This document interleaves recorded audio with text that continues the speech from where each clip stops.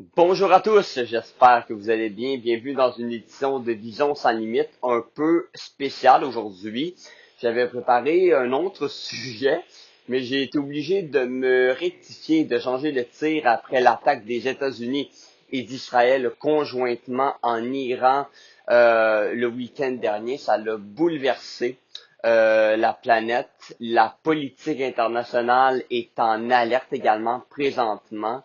On sait que les États-Unis étaient installés proche de l'Iran depuis 2 ou 3 semaines avec un artillerie lourde très important, des porte-avions, et on sait que parallèlement, les Américains qui étaient en négociation avec l'Iran pour certains enjeux majeurs.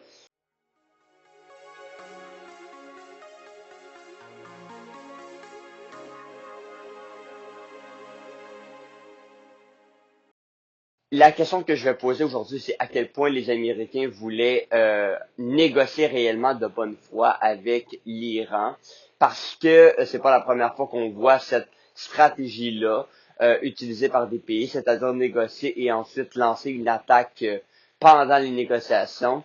Et le but, évidemment, c'est un changement de régime. On sait que Ali Khamenei, qui était le guide suprême iranien, qui était là depuis 1989, et un des chefs les plus terrorisants, était peut-être un des plus, je veux pas dire le mot barbare, c'est pas le bon mot, mais on sait que le régime était vraiment très dur en Iran, beaucoup d'exécutions, méprisant, on était très contraignant envers la population en général, n'acceptait pas les manifestations. Alors, la question qu'il faut se poser maintenant, c'est qu'est-ce qui va se passer? Donc, pour mettre en contexte, évidemment, l'attaque a commencé durant la nuit de samedi à dimanche. Donc, évidemment, la première chose que j'ai regardé quand je me suis levé, c'est les notifications sur mon téléphone et c'était partout, ce qui s'était passé à Téhéran. Et les premières informations n'étaient pas si claires que ça sur qui était mort ou quoi que ce soit. On s'est rendu compte rapidement que le guide suprême, justement, était vraiment visé par l'attaque américaine et Israël. Et je tiens à dire Israël parce que c'est vraiment conjointement. Évidemment, Israël est beaucoup plus proche de la région, donc un peu plus facile pour Israël. Côté des États-Unis, il a fallu déployer justement l'armée. Évidemment, on n'a pas fait d'attaque au sol, donc pas d'attaque terrestre, mais vraiment aérienne. Donc, on se contente de bombarder. Et on avait évidemment des renseignements pour trouver le guide suprême. On a tenté en premier d'attaquer sa maison. Ça n'a pas marché, on l'a pas tué du premier coup. Mais on a réussi à l'avoir côté des États-Unis plus tard. On a tué du même coup sa fille, son gendre et d'autres membres de sa famille. Donc vraiment une action qui a eu de grandes répercussions. Évidemment, l'Iran qui a répliqué, et c'est là qu'il faut s'attarder sur les conséquences réelles. Pas que l'Iran, évidemment, ça n'a pas de conséquences à attaquer l'Iran, mais l'Iran a répliqué et c'est un problème, là. Les Émirats arabes unis ont dit qu'ils ont intercepté de nombreux missiles et on a entendu les bombes à Riyad, en Arabie Saoudite, à Doha au Qatar et aux Émirats Arabes Unis. On a même entendu des Québécois raconter un peu ce qu'ils vivent là par rapport à ce qu'ils ressentent au Qatar. Donc, ils ont vu des choses, entendues. Il y a même un hôtel qui a pris feu en Abu Dhabi. Il y a des morts aux Émirats Arabes Unis dans un aéroport. Donc, les conséquences collatérales de cette attaque-là sont pas seulement en Iran elle-même, sont vraiment à l'intérieur du Moyen-Orient qui est en alerte maximale, dont le Liban, exemple, qui a déjà été visé quand on essayait de contraindre le Hezbollah du côté d'Israël.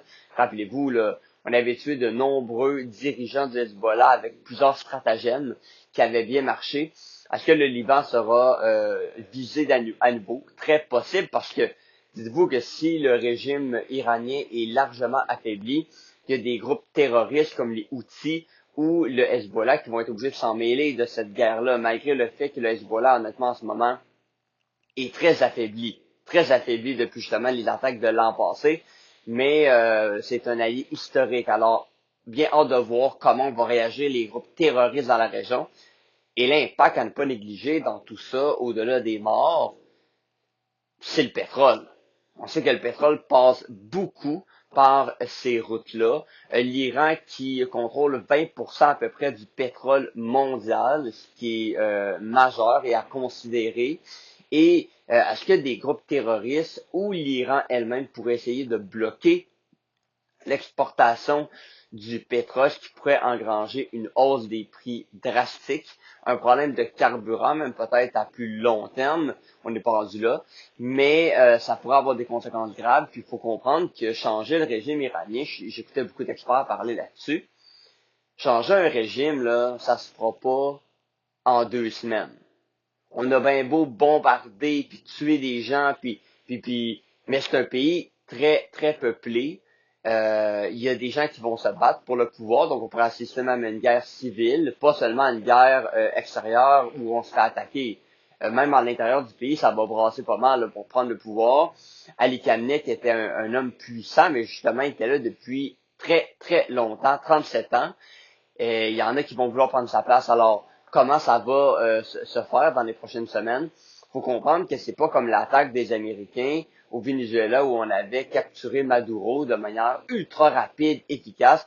C'était pas une guerre à l'échelle du pays. Là, oui, c'est une guerre qui est contre le pays au complet. Faut dire les vraies choses. Les États-Unis, hier, quand ils ont démarré l'attaque samedi, puis oui, hier, ils ont continué ça, mais dans les derniers jours, les Américains ont mis une guerre contre l'Iran. Ils sont en guerre, là.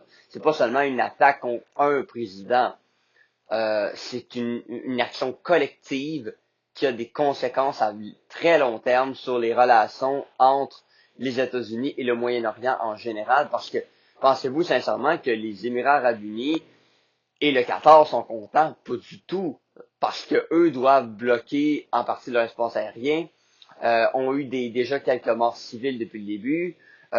Il y a des conséquences vraiment collatérales qui vont tenir de ça.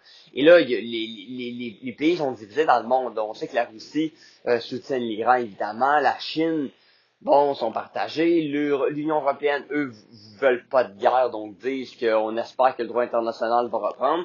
Et nous, le Canada, on a soutenu les États-Unis très rapidement dans cette initiative-là. Je ne sais pas à quel point c'était une bonne idée de s'empresser pour M. Carney de soutenir Donald Trump dans cette action qui ne fait pas l'unanimité. Mais à la fin de la journée, je pense que M. Carney essaye vraiment de rester proche de Donald Trump le plus possible à travers un contexte qui est très compliqué et à travers la négociation Canada, États-Unis, Mexique qui approche à grands pas.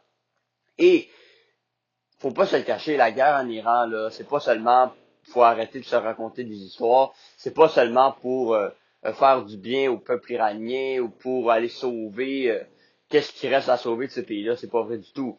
La guerre en Iran, c'est une question pour Donald Trump, deux choses, à mon avis bien personnel. Premièrement, il y a une question d'économie, donc aller chercher peut-être tous les biens naturels qu'on est capable d'aller chercher, un peu comme on le fait au Venezuela. Donald Trump, qui est on va dire un président qui pense au-delà de tout ce qui est droit international. C'est quelqu'un qui pense beaucoup économie et action pour lui-même, on va dire. Ceux qui disent que Donald Trump est un des présidents qui a fait le moins de morts dans l'histoire des États-Unis, regardez juste en ce moment combien il va y avoir de morts au Moyen-Orient. Ça va être assez épouvantable. Oui, c'est vrai qu'il a régler une guerre en partie entre Israël et les Palestiniens dans la bande de Gaza. Mais là, le dommage collatéral qu'il va causer au Moyen-Orient va être très important. Il va peut-être causer encore de nombreux morts. Et combien de temps ça va durer, on le verra. Donc, je disais oui, donc sur l'accès économique, donc aller chercher les biens naturels de l'Iran, mais également aussi pour faire diversion peut-être aussi de son propre, on va dire, malheur aux États-Unis présentement, pas capable de régler l'économie de son propre pays.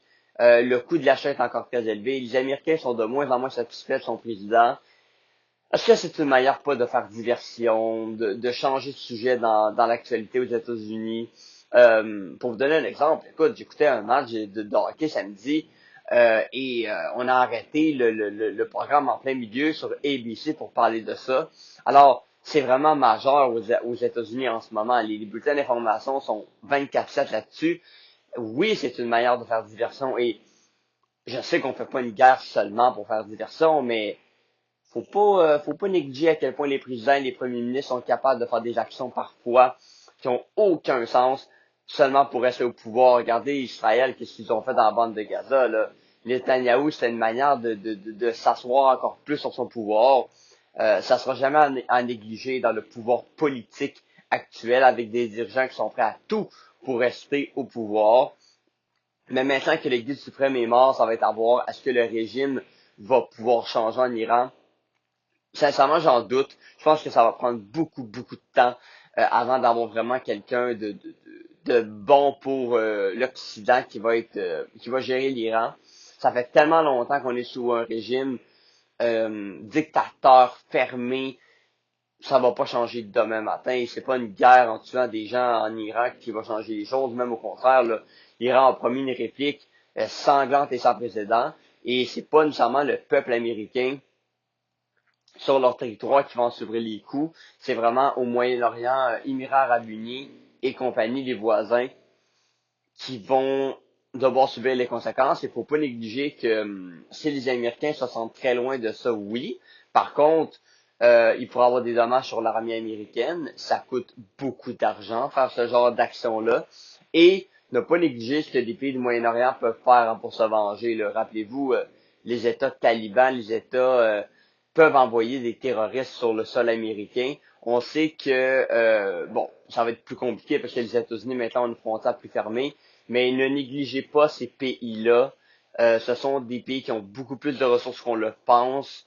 Peut-être non, qui ont moins de bombes, peut-être qui ont moins d'artillerie lourde, mais croyez-moi, en termes d'hommes, en termes de gens désespérés qui sont prêts à tout, c'est des pays qui sont surprenants. Alors ça va être vraiment à surveiller. Mais les Américains qui se sentent très loin, il faut faire attention.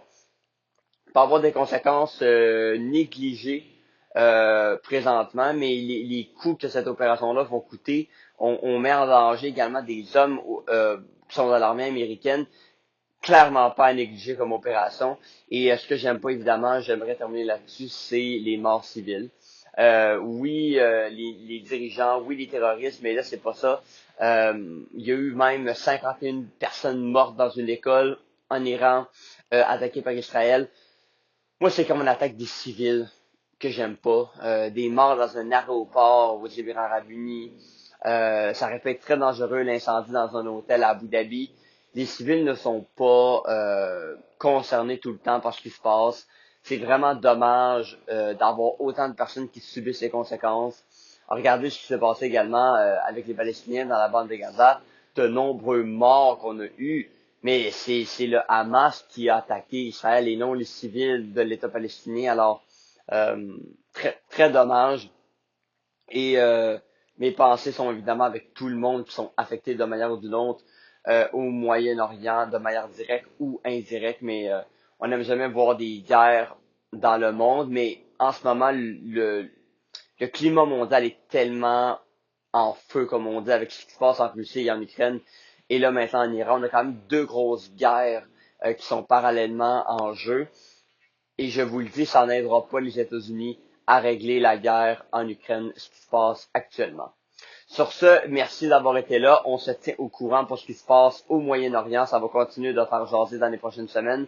N'hésitez pas à vous abonner sur toutes nos plateformes et soyez au rendez-vous des prochaines actualités.